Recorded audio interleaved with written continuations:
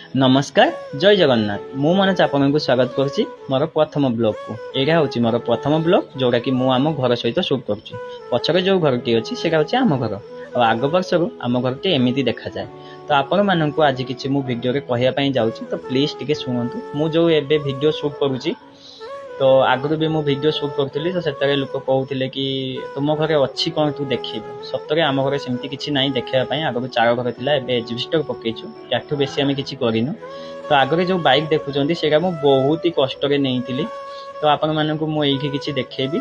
तो यही आम रोषे हुए जोटी कि मो माँ रोषे करती देखिपे जार अच्छी पाखे आमर ये रोषे हुए कारण आमर गैस रोषे हुए गैस आमर रोषे हुए कारण आम गैस एते खर्च करके रोषे करें तो से गैस रोषे हुए प्लीज आपण मैंने सपोर्ट करूँ कारण बहुत लोग बहुत कथा कहते हसुँच तुम घरे देखिले कई भ्यू आसबनी लाइक करें।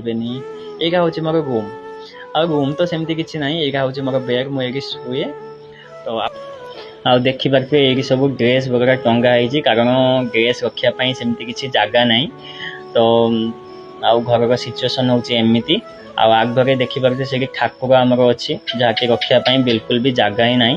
तो आपण मैंने प्लीज सपोर्ट करूँ कारण बहुत लोग बहुत कथा कहते मुझे आगर वीडियो बनाऊली से छाड़देली समस्ते कहले तो वीडियो भाइराल हेनी बहुत हसिले।